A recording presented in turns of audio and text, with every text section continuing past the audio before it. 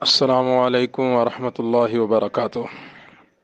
میری تمام گرو والے بھائیوں سے، ساتھیوں سے، دوستوں سے ہاتھ جوڑ کر یہ التماس ہے کہ میری چند یہ باتیں سن لیں، غور کریں، ان پر عمل کریں۔ سب سے پہلی بات یہ ہے کہ اس گروپ کے اندر میں بھی کچھ نہ کچھ وائس سنتا رہتا ہوں، تو اکثر و بیشتر ساتھی کیا کرتے ہیں کہ صبح سے لے کر شام تک گالم گلوچ، ایک دوسرے کو گالی دینا، ایک دوسرے کو برا بھلا کہنا اور ایک دوسرے کیچڑ اچھالنا، ماں بہنیں کرنا کر رہے ہیں۔ یہ چیز اچھی نہیں لگ رہی۔ تو ہم خود سوچیں کہ ہم کیا کر رہے ہیں۔ ہم چند کام وہ کریں جس سے ہمارا فائدہ ہو، وہ کوئی کام کرنے کے لیے تیار نہیں ہے۔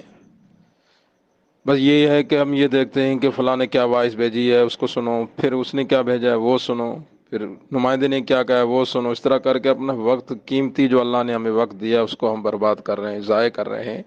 تو بھائی اس سے کچھ نہیں ملتا۔ میری آپ سب سے التماس ہے، گزارش ہے کہ پہلا کام ہم سب سے پہلے یہ کریں کہ اللہ کے حضور توبہ کریں، میں بھی آپ بھی، کہ ہم نے وہ کام کیا ہے جو سب سے برا کام ہے۔ کسی گناہ کے بارے میں اللہ نے یہ نہیں کہا کہ اس بندے نے یہ گناہ کیا ہے اور میری اس سے جنگ ہے۔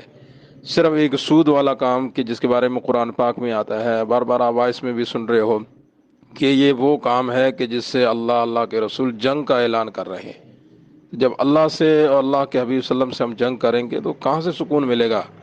ٹینشن کہاں سے ختم ہوگی؟ دوسری چیز کا ادنا گناہ، سب سے چھوٹا گناہ سود کا، اپنی سگی ماں سے بدفعلی کرنا، زنا کرنا، اس سے زیادہ بڑا گناہ کیا ہوگا؟ تو انجانے میں، جانے میں، دانستہ غیر دانستہ جو ہوا، پہلا کام یہ کرنا اللہ کے حضور ہم توبہ کریں۔ یا اللہ ہمیں پتہ نہیں تھا، ہم یہ گناہ کر بیٹھے، ہم سچی دل سے توبہ کرتے ہیں کہ آئندہ یہ کام کرنا ہی نہیں، اللہ ہمیں معاف کر دے، ہم توبہ کرتے ہیں، استغفار کرتے ہیں۔ پہلا کام یہ کریں۔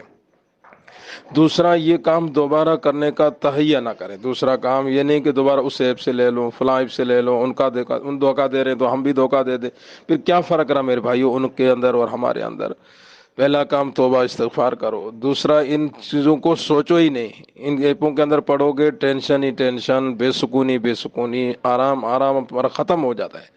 تو کام کرنے کا یہ ہے کہ ہم اس کام کو قیمتی بنائیں، اس وقت کو قیمتی بنائیں جو ہم ضائع کر رہے ہیں اپنا، صبح سے لے کر رات کو 12-1 بجے تک بس یہی وائسیں سنتے رہتے ہیں۔ کاش کہ یہ وقت ہم ذکر کے اندر، تلاوت کے اندر، توبہ استغفار کے اندر، اللہ کے سامنے گڑ گڑانے کے اندر لگاتے تو کتنا سکون ملتا۔ یہ کچھ نہیں کر سکتے، سب چیزیں سن لی، وہی بار بار سن رہے ہیں کہ سب سن لیا، کچھ نہیں کر سکتے۔ تو پھر یار اگر ایگل ہو گئی تو کیا ہوگا، یہ ہو گیا تو کیا ہوگا؟ کیا ہوگا جب ہم اللہ کے ہو جائیں گے، اللہ کے حضور توبہ کریں گے تو اللہ تعالیٰ خود ہی ان سے نمٹ لیں گے۔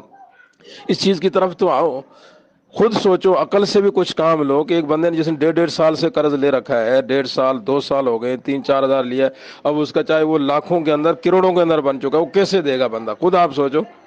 اگر ایلیگل بھی ہو گئی تو کیا کہ اس کے کروڑوں میں بنا کے بیٹھے ہیں، لاکھوں بنا کے بیٹھے ہیں، کسی کا 50 لاکھ، کسی کا 30 لاکھ، کیونکہ یہ عقل پہ پردے آئے ہوئے ہیں حکومت کو یا لوگوں کو یا ان کو لیگل کرنے والوں کو کتنے نکال دیں گے۔ ان چیزوں کے چکروں کے اندر ہم اپنی تلاوت کو، اپنے ذکر کو، اپنے وقت کو جو قیمتی بنانا تھا اس کو خراب کر رہے ہیں۔ تو آپ بھائیوں سے میری جو گزارش ہے، التماس ہے، دلی طور پر